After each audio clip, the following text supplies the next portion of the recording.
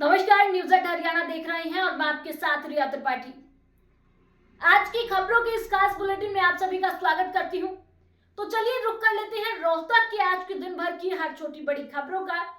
देखिए मेरे साथ क्या है रोहतक में खास हेडलाइन के साथ।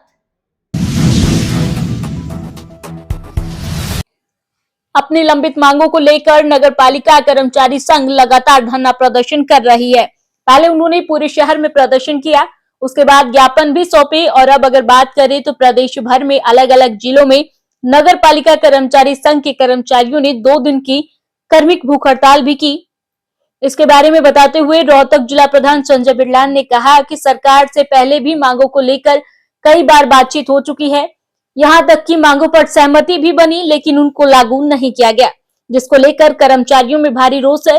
9 जनवरी और 10 जनवरी का कार्मिक भूख हड़ताल का जो हमारा कार्यक्रम है, क्योंकि पिछली 8 तारीख को राज्य स्तरीय जो कन्वेंशन हुई थी हमारी नगर पालिका कर्मचारी संघ हरियाणा की, उसमें हरियाणा सरकार से हमने ये अपील करी थी जो हमारी मांगे हमारी पेंडिंग चल रही है, जिसमें हरियाणा सरकार की सहमति भी जता चुकी है, परंतु वो मांग हमारी पूरी नहीं की जा रही।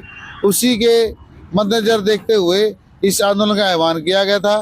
पीछे हमने शहर में प्रदर्शन भी किया था और सरकार से अपील की थी कि हमारी मांगे पूरी की जाए, परंतु सरकार द्वारा हमारी किसी भी जायज मांग को पूरा नहीं किया गया है। इसके विरोध स्वरूप आज पूरे हरियाणा में सभी कर्मचारी अपने अपनी संबंधित पालिकाओं में अपने 2 दिन का कर्मचारी भूख हड़ताल पर बैठे हैं। क्या डिमांड है?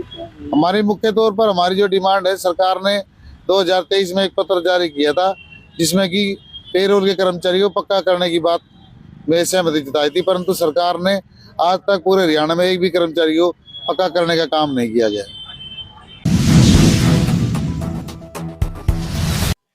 2 दिन सूर्य निकलने से मौसम साफ रहने के बाद आज फिर से कोहरा छाया हुआ था। वहीं रोहतक और आसपास के क्षेत्र में घने कोहरे की सफेद चादर छाई हुई है। रोहतक में कोहरा इतना है कि आसपास से कुछ भी दिखाई नहीं दे रहा है। घने कोहरे के कारण विजिबिलिटी नाम मात्र है। सबसे ज्यादा परेशानी सड़क पर वाहन चलाने वाले लोगों को हो रही है। घने कोहरे के कारण एक्सीडेंट ना हो जाए, इसलिए वाहन चालक सावधानी पूर्वक धीमी गति से अपने वाहन चला रहे हैं। घना कोहरा होने की वजह से ऑफिस जाने वाले लोगों को भी दिक्कत हो रही है। वे अपने ऑफिस देरी से पहुंच रहे हैं, लेकिन यह धुंध आप लोगों के लिए परेशानी बनी हुई है। वहीं अगर बात करें तो किसानों के लिए यह वरदान से कम नहीं है। किसानों की गेहूं की, सरसों की, चने की और अन्य फसलों के लिए ये बहुत ही फायदेमंद मानी जा रही है। चकमा धुंध है जी, बहुत ज्यादा। कुछ दिखाई दे रहा है? कोई खास नहीं, 5-4 फुट का दिक्कत है। क्या दिक्कत हो रही है, मतलब परेशानी आमजन को?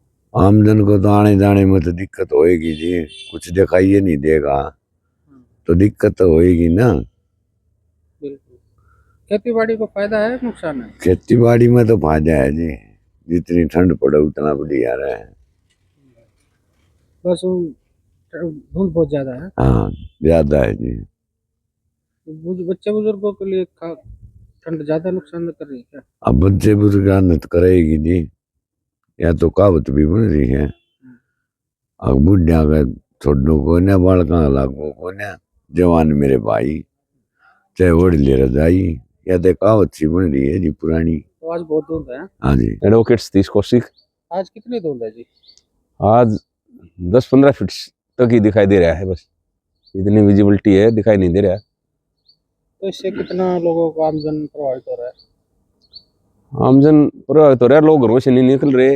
इसमें एक्सीडेंट के ज्यादा खतरा, इसलिए ये धुंध हटने के बाद ही लोग घरों से निकलेंगे। अच्छा, खेती के लिए कितनी फायदेमंद? धुंध जो पड़ा होता है वो खेती के लिए फायदा होता है, लेकिन धुंध में इतना फायदा नहीं है, खेती को नुकसान है किसानों को। तो काफी मतलब आज धुंध है, बहुत ज्यादा धुंध है। शाम से ही 6 बजे से ही शुरू हो रही है धुंध, इसलिए सभी से ये है भाई अपने घरों में ही रहे, बाहर जरूरी काम के लिए निकलेंगे। भारतीय जनता पार्टी के सक्रिय सदस्य अभियान के तहत रोहतक के रेस्ट हाउस में भाजपा जिलाध्यक्ष रणवीर ढाका के नेतृत्व में भारतीय जनता पार्टी के प्रदेश उपाध्यक्ष सुरेश मुंजाल की उपस्थिति में दर्जनों कार्यकर्ताओं ने भारतीय जनता पार्टी कार्यकर्ताओं की सक्रिय सदस्यता ग्रहण की। समस्त कार्यकर्ताओं ने सदस्यता ग्रहण करने के बाद आह्वान करते हुए कहा कि ज्यादा से ज्यादा लोग भाजपा के सक्रिय सदस्य बने और इस अभियान को सशक्त करें। महम में सड़कों पर अतिक्रमण से वाहन चालकों का निकलना भी दुर्भर हो गया है। खास बात यह है कि दुकान के अंदर सामान भले ही कम हो, लेकिन दुकानदार 10 से 15 फीट बाहर तक दुकान के सामान को सजाकर अतिक्रमण कर देते हैं, जिससे दोपहिया वाहनों को भी निकलने में भारी परेशानी उठानी पड़ती है।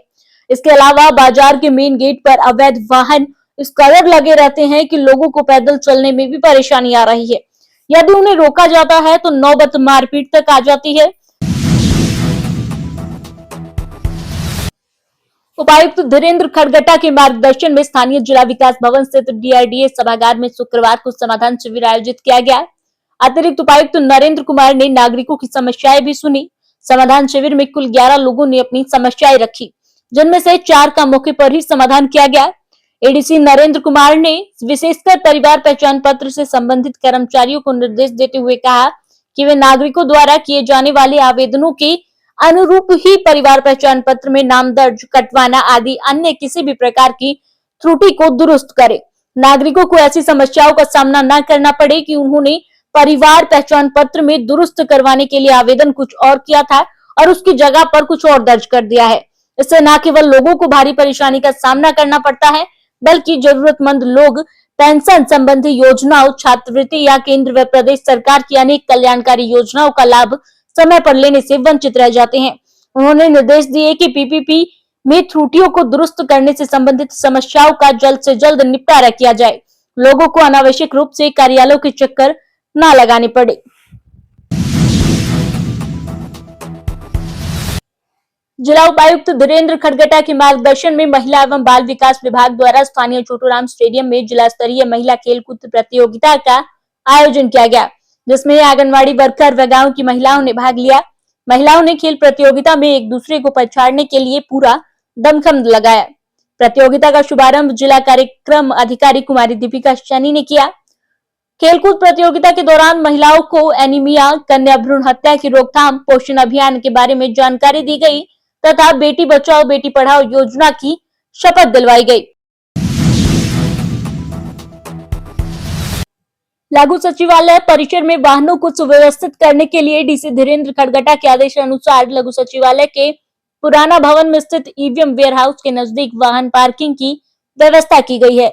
यहाँ पर अधिकारी, कर्मचारी और लघु सचिवालय में आने वाले नागरिक अपना वाहन खड़ा कर सकते हैं। उल्लेखनीय है कि प्रतिदिन अनेक लोग लघु सचिवालय में अपने वाहनों के माध्यम से किसी न किसी कार्य के लिए आते हैं। वाहनों को इधर उधर खड़ा करने से लघु सचिवालय परिसर व सचिवालय के साथ लगते मुख्य सड़क मार्ग पर जाम की स्थिति बन जाती है। उपायुक्त धीरेन्द्र खड़गटा ने वाहन पार्किंग की समस्या को गंभीर से लिया और वाहनों के लिए उचित पार्किंग की जगह तलाशने के निर्देश दिए हैं। जियो गीता की ओर से गांधीनगर सर्कुलर रोड रोहतक स्थित आर्य धर्मार्थ अस्पताल में गरीबों व जरूरतमंदों के बीच कंबल वितरण कार्यक्रम का आयोजन किया गया।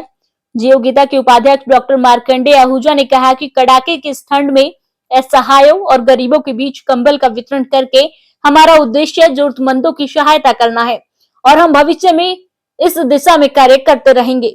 आर्य धर्मार्थ अस्पताल के सचिव देशराज आर्य, कोषाध्यक्ष सतीश सिक्का ने कार्यक्रम के सफल संचालन के लिए सभी उपस्थित सदस्यों का आभार भी व्यक्त किया। इस अवसर पर 100 बुजुर्ग, वृद्ध व जरूरतमंद लोगों को कंबल प्रदान किए गए। इस मौके पर डॉक्टर अंजू आहूजा, मुकेश टक्कर, सुमित परूथी, अमित नागपाल, अक्षित आहूजा, विपिन गोयल आदि ने कार्यक्रम में अपना योगदान दिया। यह आयोजन न केवल मानवता की सेवा का प्रतीक बना, बल्कि नव वर्ष की शुरुआत को भी इसने सार्थक किया है। सुप्रीम कोर्ट के advocate on record Siddharth Batra ने भारत के उपराष्ट्रपति जगदीप धनखड़ से नई दिल्ली स्थित सेंट्रल विस्टा के नए सचिवालय में मुलाकात की। यह अनौपचारिक भेंट नए वर्ष के शुभ अवसर पर एक शिष्टाचार भेंट के रूप में हुई। इस अवसर पर बत्रा ने उपराष्ट्रपति को नव वर्ष की शुभकामनाएं दी और न्यायिक विषयों पर चर्चा भी की। जगदीप धनखड़, जो पूर्व में सुप्रीम कोर्ट के एक वरिष्ठ अधिवक्ता रह चुके हैं, उन्होंने अपने अनुभव और विचार भी साझा किए।